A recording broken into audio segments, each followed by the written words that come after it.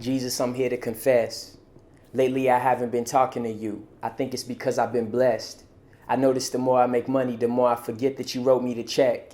It's funny how everything changed. I was more grateful when I was in debt.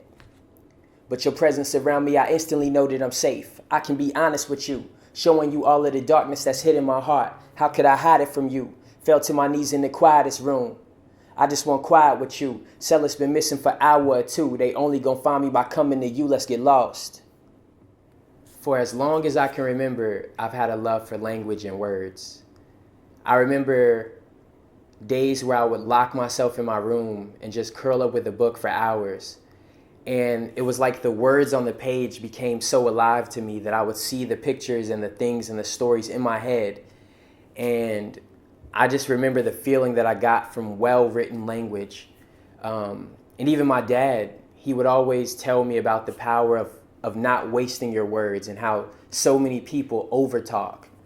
And they love to hear themselves speak, and they love to say things that aren't actually building anyone up or encouraging anyone in the room.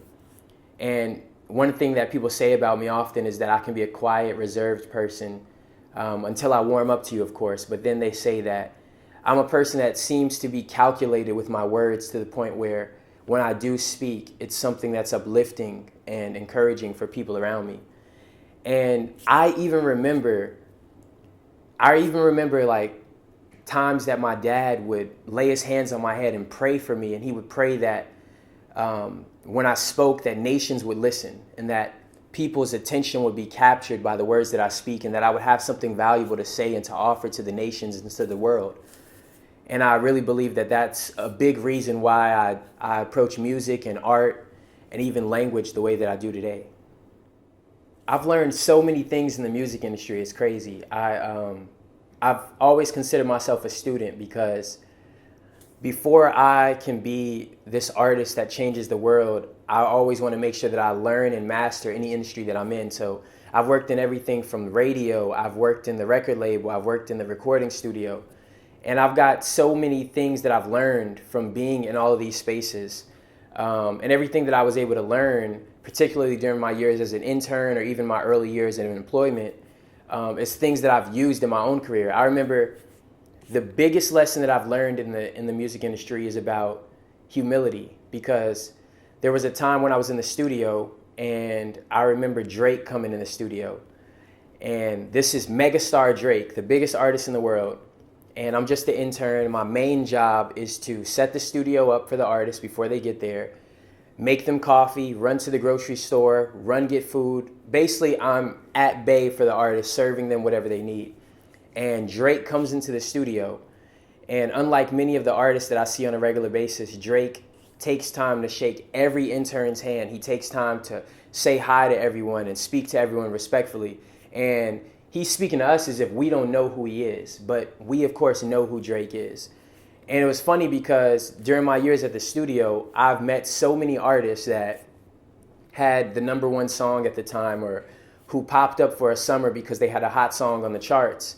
But it was always their arrogance that never allowed them to stay on top for long. And I realized, like, when I met Lil Wayne, when I met Drake, when I met T.I., like, the artists that are some of the biggest artists of our generation all had a common factor in common, that they were humble, that they were people who respected others. And I realized that when people like you because you're a respectful person and you love people and you find value in humanity, that no matter how much your talent gets you there, your character keeps you there. I fell in love with the Bible at a young age. I remember being like 5 years old. I had this red and yellow graffiti covered children's Bible, and I would read that thing. I would lay on my stomach and literally just read it on the floor for hours. And I remember reading the stories. I remember it had letters from kids all around the world. It had devotions. It had different breakdowns about some of the Bible stories. And I just remember immersing myself in scripture at a young age, and it felt like I was having a dialogue with it, where I would ask myself, you know, what does this mean for my life? And I would ask myself questions about the text, and I felt like I would allow the text to ask questions of me. And inserting myself in the stories and feeling like I was seeing God in a real way is something that shaped the way that I looked at the world and the way that I looked at my life and the way that I pursued relationships with my friends in school and everything that I did. And it's something I've carried into my music today. Technology is always advancing, but the human heart and condition hasn't changed.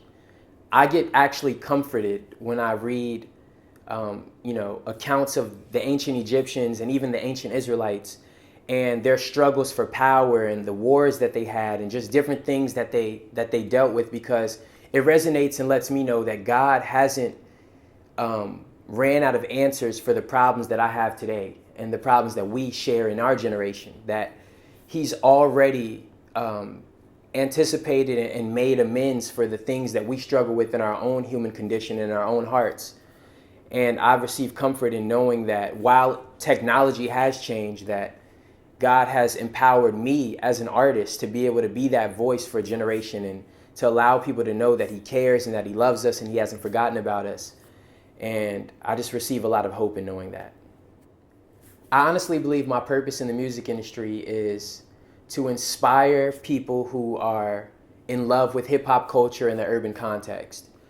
I remember when I was in high school and I first got my license, I would drive all around Atlanta to see my favorite artists because they were artists that inspired me on my own journey and inspired me to see God and inspired me to look at art in a way that just made me feel like I came alive. And I've realized I have the opportunity to be that for someone else. There are so many young kids who are looking for someone to model and looking for someone to follow in their steps. And if I don't become that the same way that someone was that for me, then I feel like my life is wasted. My favorite story in the Bible right now is this story that's just kind of grabbed my attention lately. So when I read stories, I feel like I pay attention to all the little details. And again, me inserting myself in the stories, I begin to ask questions of how did this person feel when they encountered Jesus? How did this person feel when they were waiting on the side of the road as he was walking by with a crowd of people pressed in around him? But my favorite story at the moment is the story of Jesus and the fig tree, specifically because I find it very interesting that Jesus, as he was coming from the town of Bethany, it says he was very hungry, which is a very important detail. I imagine Jesus being hungry as he's traveling, and it says that he spots a fig tree across the way. And it says he notices the fig tree is in full leaf. And if you know anything about fig trees, which I've done research on because I was just fascinated about why he would run to this fig tree that he sees leaves on. But the funny thing about fig trees is that if fig trees have leaves on them, then it means that they've already produced fruit, because fig trees produce fruit before they produce leaves. So when Jesus sees leaves on this tree and he's hungry, he runs to the tree, anticipating that he will be able to relieve himself with some fruit because he's hungry. But he gets to the fig tree, and the Bible, especially in Mark 11, it makes a note that the fig tree wasn't in season for it to produce figs, which I find is very interesting because Jesus, knowing that it wasn't the season for there to be figs on the tree, approaches the fig tree because he sees leaves from a distance. And when he arrives seeing that there's leaves, but there's no figs, he curses the tree and it withers immediately. The thing that fascinates me so much about this story is, as I begin to read it over and over and kind of like pray and ask God, like, what does this mean? Why would Jesus curse a tree for not producing something when it's not in season for it to produce anything? And I felt like, at least from my understanding, God was letting me know that I am the fig tree. We are the fig tree. And that, a lot of us, we produce leaves. We look great from a distance with our works and the many things that we accomplish and the many things we do. But when people come up close to examine our lives, they actually see that there's no real fruit in our lives.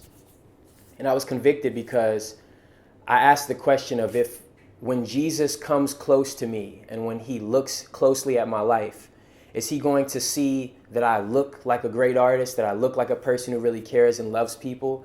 Or is he going to actually be satisfied because when he approached me, not only did I look great, but I actually was an honest, truthful person, really bearing the fruit that he has designed me to create?